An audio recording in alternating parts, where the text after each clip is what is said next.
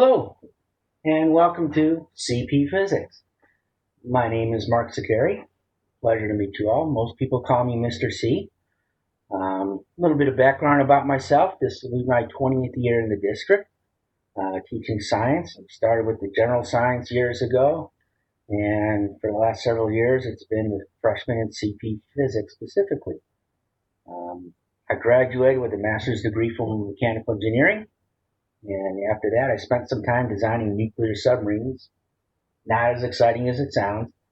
Uh, had my time with that and ended up actually taking a break. I taught some scuba diving and sailing down in the Caribbean. So that was kind of neat. Then we came to Sayreville, did some teaching here. Nice thing about all my background is that I have some really good real world stories to bring into the classroom and try to add some life to all this otherwise, just boring equations and stuff. Sometime I think in March when we talk about buoyancy, I'll bring in all my scuba gear and some pictures and movies and talk about how you can use buoyancy in physics to go play with the sharks. Um, on the first day, your kids should have gotten a handout that has a whole bunch of information on it.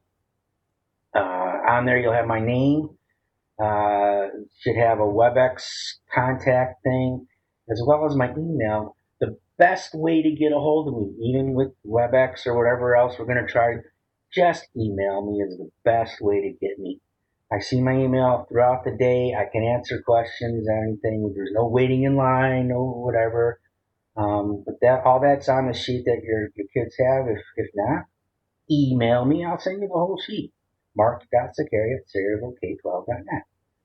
Also on there at the top, I also point out office hours as discussed. The idea is, especially for juniors and seniors, I want them to be more proactive. I want them to be self-reliant.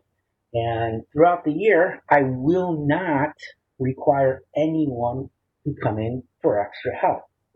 However, I strongly encourage people who would like extra help to come and find me and ask when can they meet with me to go over something. I will then jump through hoops for them. However, again, I want them and everyone to understand I do not initiate that conversation. I let them come to me for the extra help. And then we'll schedule a time and go from there. Um, under the sheet there we have course description. Again, it's just physics. A lot of the stuff people have had, at least in middle school, a little bit.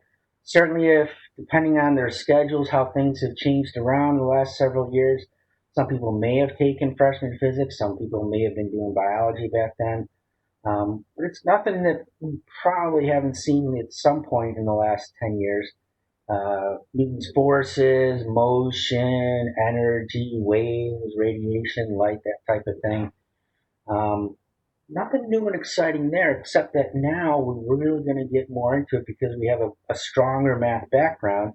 Now, instead of just talking about it, we can actually find out how far will these things go, what all sorts of different solutions to different problems using their math. Now, that is where I think we come up with a difficulty for this course. People hear, oh my gosh, it's physics, it's hard. What's hard about it is it uses learning that they've gotten in a different class, in a different section, in a different room, and now we're using it in here, in physics, in my room. Yes, we've learned math. Yes, they learned Pythagorean theorem. Before, though, you would be in math class and someone would say, we're going to use the Pythagorean theorem to blah, blah, blah. Well, we don't do that in physics. Now you have to, or they would have to now know, oh, to solve this problem, we will need Pythagorean theorem that we learned in another class, and we're going to use that in here. That, to me, is probably the harder part of the whole physics thing. Also, what I find to be one of the neat things about the whole class, it's one of the first that they're going to have where really spending 10 years learning the basics. Now they're actually going to start using and applying this math that they've been learning. Why are we learning y equals mx plus b? Well, now we're going to find out why we're going to learn y equals mx plus b and how to use all this math that we've been learning basics and theory for the last 10 years. One of the nice things about the class, it's one of the harder things. But we're going to work through that. I do talk about some rules in there. The big thing with me on rules is the cell phone. Oh, I hate cell phones. Could be one of the last people on the state without a cell phone. Don't need it. Throw it away. But the big thing I think on the sheet that I discussed first day with my kids, when we drop down to their responsibilities, it's going to be number one with a bullet, think. All right? I want my kids to use their brains and think. Now, what does that mean? Yes, I want to think about physics. Yes, I want to come up with the right answer. But more than that, I do know in the real world, most of my students are not going to go out and become physicists. That's fine. I'm not looking for that. What I'm looking for is, can they recognize a problem, a solution, or a problem, and then decide how to go about coming up with it? Especially nowadays with these stupid cell phones, get a problem, oh, quick, call Siri or Google it. Oh, what if it's not that simple? Can they use their brain to work through some steps? And that to me is going to be a big thing for the whole year. I would like to see them think about stuff. Don't tell me there's no answer to this problem. Don't tell me I don't know. Don't tell me you have no idea. Yes, you do. We've been talking about forces, so it's something about forces. That is my big thing, using the brain. Okay. Another responsibility I have listed on there is the word practice, is the way I call it. Because if I call it homework, people get, oh my God, homework. Well, how many people play a sport or practice an instrument? And out of all those people, how many are born being perfect at it? Of course, no one is. How do you get better at a sport or an instrument? You practice. And it's going to be the same with physics. Right? I will assign lots of different problems and things. The idea is to expose them to the wording, the thought processes, the steps, the everything about it, which they will get better at if they practice. Now, some kids might not do the homework. Some kids might copy it. It's going to be tough to control that, but the idea is that's their call. If they want to get better, practice will do it. And what I find is the more they practice, the more they think, the better off they are in the class. Not only in the class, but at the end of the year, I get a lot of kids that go, wow, that was really fun. Wasn't really excited about physics, but I learned a few things. Outstanding. I can't ask for anything more than that. But those are my two big things for student responsibilities that I really try to get my kids to do, especially juniors and seniors. They're going to be heading off to the big world. Not always going to have a teacher anymore holding their hand. Use their brain to think. Do the practice when they need to do it.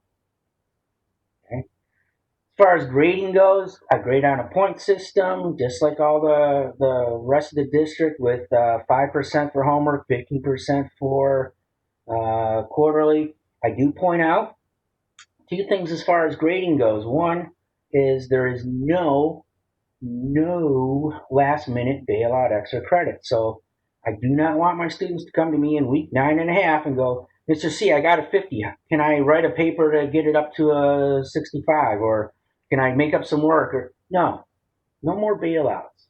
Right? If they're worried about their grade, great. But let's worry about it before week 9.5. Okay? I try to encourage that very, very much. The other thing I do point out with grades and stuff, I know some people in here are going to be worried about passing, which is great.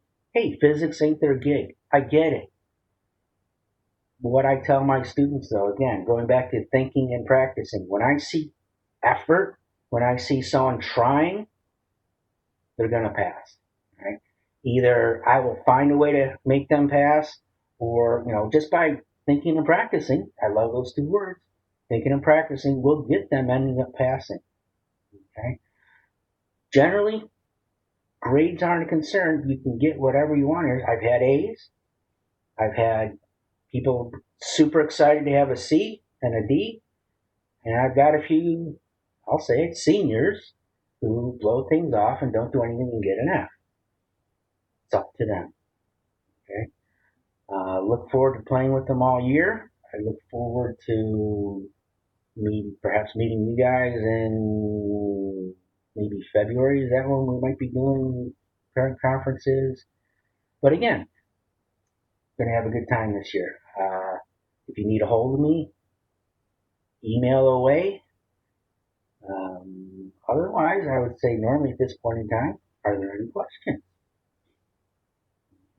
It's been a pleasure talking with you, and I look forward to an enjoyable year.